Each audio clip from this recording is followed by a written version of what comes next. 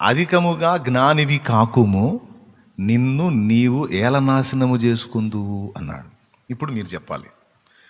సామెతలు 4లో నుంచి 2 నుంచి మనం చూసుకుంటా వస్తే జ్ఞానం అవసరం, జ్ఞానం సంపాదించుకో, బుద్ధిని సంపాదించుకో, జ్ఞానివై ఉండు, జ్ఞానమును సంపాదించుకున్నటయ్యే జ్ఞానమునకు ముఖ్యాంశమని జ్ఞానమో అని మొత్తుకొని పక్క పుస్తకంలోనే అధికముగా జ్ఞానివి కాకుము, నిన్ను నీవేళ నాశనం చేసుకుందువు అన్నాడు. ఎందుకని?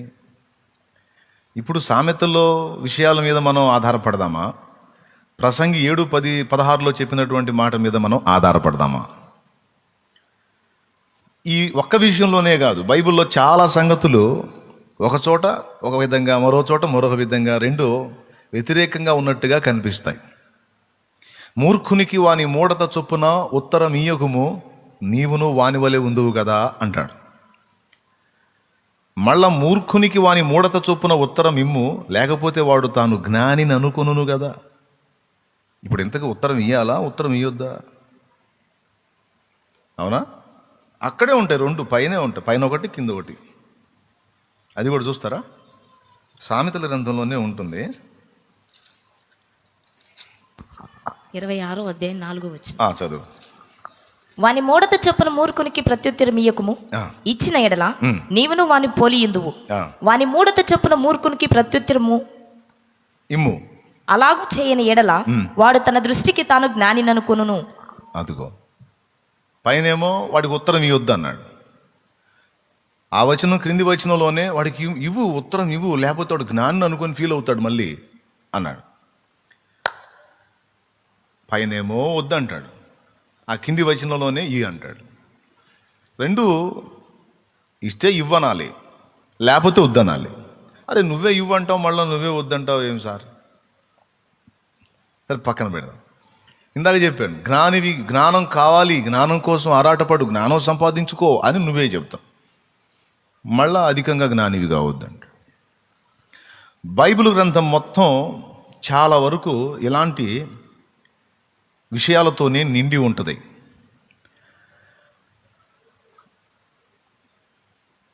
మరీ కొన్ని సందర్భాల్లో అయితే చాలా గలిబిలికి గురవుతాం.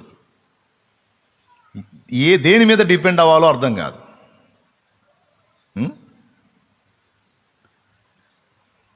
కుమారుని ప్రేమించు అంటాడు ఒకసారి, ప్రేమిస్తే వాడిని తన్ను అంటాడు ఇంకోసారి.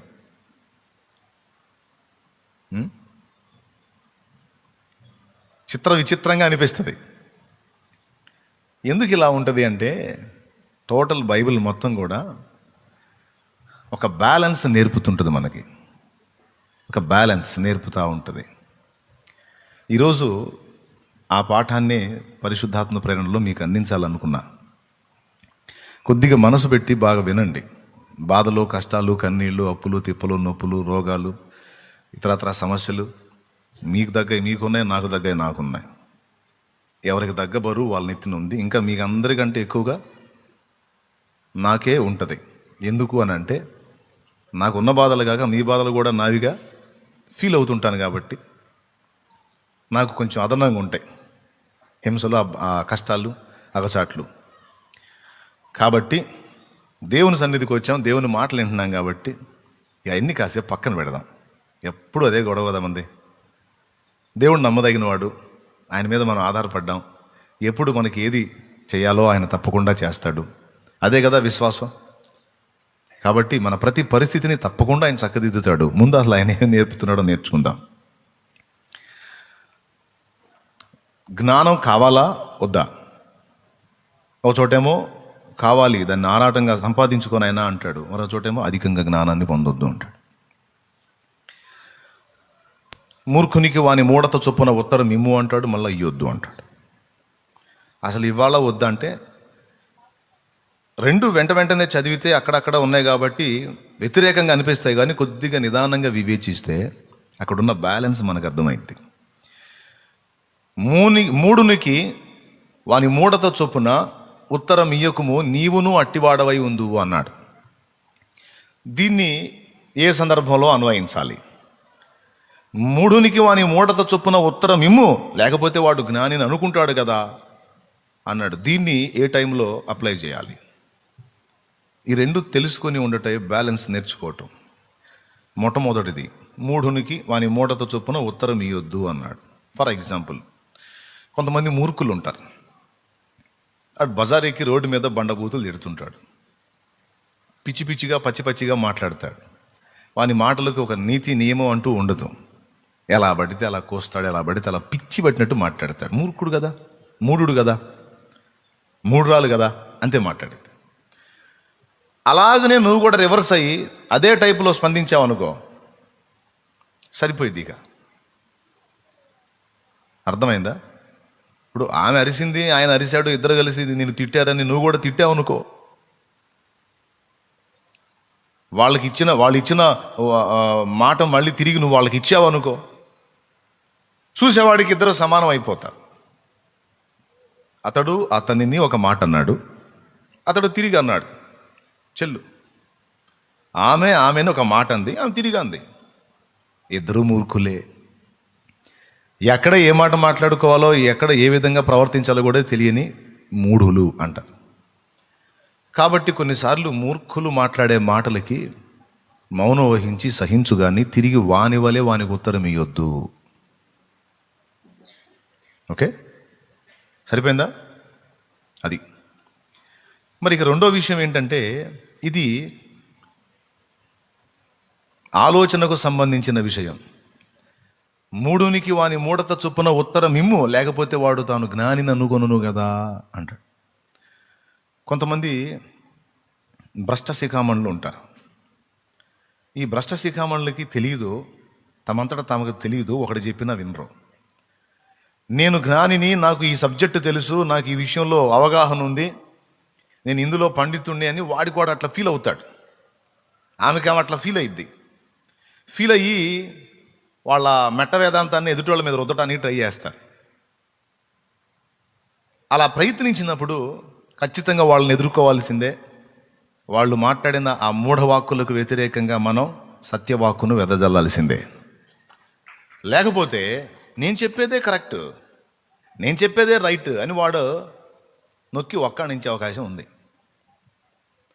సబ్జెక్టు విషయంలోకి వచ్చేటప్పటికి అవతల వాడు ప్రజల్ని మిస్లీడ్ చేస్తుంటే తప్పకుండా దాన్ని ఖండించి ఆ మూఢునికి అదే మూఢత చొప్పున ఉత్తరం ఇవ్వాలి. నువ్వు బోధిస్తుంది తప్పు, నువ్వు మాట్లాడుతుంది తప్పు అని ఖచ్చితంగా వాడిని ఖండించి మాట్లాడాలి. లేకపోతే వాడేమనుకుంటాడు, తిరిగి వాడికి ఆన్సర్ చేసేవాడు లేకపోతే నాది రైట్ కాబట్టి ఎవడు నోరు తెరవట్లా, నాది తప్పైతే ఎందుకు నోరు తెరవరు అనుకుంటాడు. కాబట్టి వాని మూఢత చొప్పున వానికి ఉత్తరమి అన్నాడు. అర్థమైందా? ఆ రెండు వచనాలని అలా, అంతేగాని రెండిట్లో ఏదో ఒక వచనాన్ని తీసుకొని అన్ని సందర్భాలకు అన్వయించకూడదు. ఎక్కడ ఏ వచనం ఉపయోగించాలో అక్కడ ఆ వచనం ఉపయోగించాలి. ఇది కరెక్ట్గా మనం నేర్చుకొని ఉండాలి. లేకపోతే ఖచ్చితంగా తేడా పడే అవకాశం ఉంది. నన్ను ఎవడైనా నువ్వు వెంబడింపగోరిన ఎడల ప్రతిదినము తన సిలువను ఎత్తుకొని తను తాను ఉపేక్షించుకొని నన్ను వెంబడించవలను అంటే అది అక్షరార్థంగా అన్నాడా, అలంకారంగా అన్నాడా, ఉపమానార్థంగా అన్నాడా అన్నది కూడా తెలుసుకోవాలి. లేకపోతే మెడలో పెద్ద బరువైన సిలువ, భుజం మీద ఇంకో పెద్ద సిలువ వేసుకొని తిరగాల్సి వచ్చింది. ఇక్కడ సిలువ అంటే మెడలోనో లేకపోతే భుజం మీదనో సిలువ ధరించి తిరగమని కాదు, కానీ కొంతమంది ఇష్టంగా వేసుకుంటారు. నేనేం దానికేం అభ్యంతరపడను, ఎవరి ఆనందం వాళ్ళది. యేసు సిలువను నా గుండెల మీద ధరిస్తున్నానని ఎవరి ఆనందం వాళ్ళది. ధరించు. ఈ మెడలో సిలువ వేసుకొని జీవితంలో సిలువ లేని అనుభవంలో బ్రతికితే మాత్రం వ్యర్థమే. ప్రతిదినము తన సిలువనెత్తుకొని తనను తాను ఉపేక్షించుకొని నన్ను వెంబడించాలన్నాడు. యేసయ్య సిలువనెత్తుకున్నప్పుడు తనను తాను ఉపేక్షించుకున్నాడు. మన రక్షణ కోసం తనను తాను యజ్ఞంగా, యాగంగా బలి చేసుకోవడానికి ఇష్టపడ్డాడు. అలాగూ ఎవరైనా నా శిష్యులుగా ఉండగోరితే, నన్ను వెంబడింపగోరితే ప్రతిదినం అతడు లేక ఆమె తనను తాను ఉపేక్షించుకోవాలి. తనకు సమస్తాన్ని అపేక్షించుకోకూడదు. తనను తాను ఉపేక్షించుకోవాలి, తనను తాను తృణీకరించుకోవాలి. అర్థమైందా? అలాగూ సిద్ధపడి సిలువనెత్తుకుని ప్రభు ఎక్కడికి వెళ్ళాడు? వధాస్థలికి వెళ్ళాడు. అలాగే ప్రతిదినము తన ఇచ్చల విషయంలో, వాంఛల విషయంలో, అహం విషయంలో, స్వయం విషయంలో తనను తాను ఉపేక్షించుకొని ప్రతిదినము చనిపోయిన అనుభవంలోనికి నిష్టపడిన వాళ్ళే నా శిష్యులు, శిష్యురాళ్ళు అన్నాడు. అది దాన్ని అలా అర్థం చేసుకోవాలి. నిన్ను ఎవరైనా 1 మైలు దూరం రమ్మంటే వానితో కూడా 2 మైళ్ళు పో. నీ పై బట్టను ఆశిస్తే నీ అంగీ కూడా వానికి ఇమ్ము అన్నాడు. ఈ ప్రక్రియ మనం మొదలుపెట్టామన్న సంగతి తెలిస్తే జనం మొత్తం ఇక భయంకరంగా మన ఒంటి మీద ఏమి లేకుండా తీసుకెళ్తారు. అసలు దాన్ని ఎలా అర్థం చేసుకోవాలి అంటే, ఏ విధంగా చెప్పాడంటే, అక్కర కలిగిన వానికి నీ దగ్గర కొంచెం అడిగితే ఇంకొంచెం ఇవ్వు, సహాయము పొందదగిన వానికి కొద్దిగా సహాయం అడిగితే ఇంకొంచెం చెయ్యి. ఈ విధంగా వాన్ని ప్రేమించి ప్రేమ చేత వాన్ని సంపాదించుకోనమన్నట్లుగా ప్రభు మాట్లాడాడు. ఇట్లాగా యేసయ్య మాటలు కానీ, బైబిల్ గ్రంథంలో ఉన్న వచనాలు కానీ చాలా జాగ్రత్తగా ఆయా సందర్భాలను అనుసరించి ఆ మాటల్ని మనం అన్వయించుకోవాలి. అన్ని సందర్భాల్లో ఒకే విధంగా మాటని తీసుకోకూడదు. నిన్ను వలె నీ పొరుగువానిని ప్రేమించు, ఇతరులకు సహాయం చేయి అన్నారు. ఈ సహాయం చేసే విషయంలో ప్రేమ చూపు అన్నాడు. ఈ ప్రేమ చూపే విషయంలో ప్రేమించమన్నాడు కదా, సహాయం చేయమన్నాడు కదా అని ఓ పద్ధతి పాడు లేకుండా ప్రయాణం చేయొద్దు అంటే బ్రతకొద్దు అని. ప్రేమించు, సహాయం చేయి. కానీ ఇంకో మాట కూడా ఉంది బైబిల్లో, మీ ప్రేమ తెలివితో కూడినదై ఉండాలి అన్నాడు. తెలివి తక్కువ ప్రేమ కాదు, తెలివితో కూడిన ప్రేమ. ఆపదలో ఉన్న వాళ్ళని ఆదుకోవాలి. కొన్నిసార్లు ఏం జరిగిద్దో తెలుసా? ఆపదలో ఉన్న వాళ్ళని ఆదుకోవటం వల్ల ఆ వ్యక్తికి మంచి జరిగినట్టు మనం భావిస్తాం. కానీ మరో రకంగా ఆ ఆదుకున్న వ్యక్తి మన మెడకి ఉరి బిగించే అవకాశం కూడా ఉండకపోదు. అవతలి వాళ్ళు ఇబ్బందిలో ఉన్నారు, మనం ఆదుకోవాలి. దేవుని ప్రేమ. వదిన 2 లక్షలే వదిన, అన్నయ్యకి కూడా చెప్పొద్దు, నేను ఇస్తా వదిన, ఒక్క మాట నువ్వు చెబితే ఆమె ఇస్తానంటుంది, నువ్వు తప్పితే నాకు దిక్కులేరు వదిన. పోన్లే, ఆపదలో ఉంది కదా, దేవుడేం చెప్పాడు? ప్రేమించమని చెప్పాడు అని. అందులో నేను చెబితే ఆమె ఇస్తానందంటే అసలు నాకెంత విలువ ఉంది? ఓవర్ యాక్షన్ చేసి, మధ్యవర్తిత్వం చేసి, ఏం పర్లేదు ఇవ్వమ్మా, ఇస్తుంది, మా వదిన గారు ఇస్తుంది, ఇవ్వు.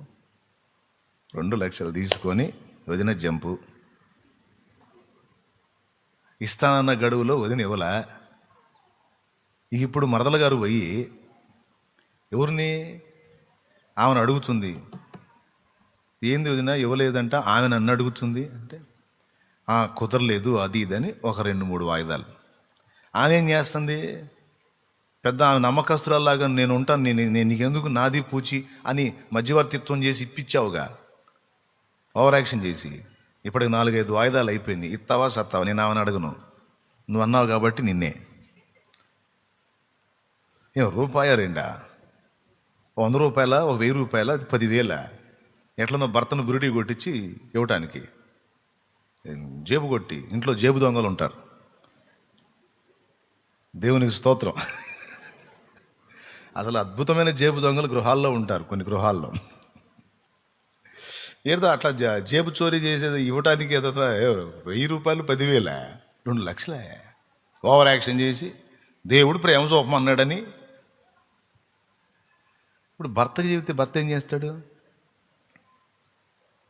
ఏడుస్తా కూర్చుంది అనుకో, ఆయన నన్ను అంటుందని. ఏం జరిగిందంటే ఫలానా ఆమె ఒక 20,000 అడిగింది, నేను మధ్యవర్తిత్వం చేసి ఇప్పించానంటే 20,000 తిరుగుద్దాం, లేపో ఏముందలే తిరుగుద్దాం అంటాడు. 2 లక్షలు మధ్యవర్తిత్వం చేసి ఇప్పించానంటే ఆమె ఇవ్వట్లేదు, ఏమేమో నన్ను అరుస్తుందంటే, వామ్మో 2 లక్షలా? అసలు మన స్థితి ఏంది, మన పరిస్థితి ఏంది? 2 లక్షలు ఎలా ఇప్పించావే నువ్వు అని ఇక యుద్ధం స్టార్ట్ అయింది. ఇక ఏం జరుగుతుందో కూడా తెలియదు. కొంతమంది అయితే ఈ మధ్యవర్తిత్వం చేసి ఆత్మహత్యలు కూడా చేసుకున్నారు. తెలుసా మీకు?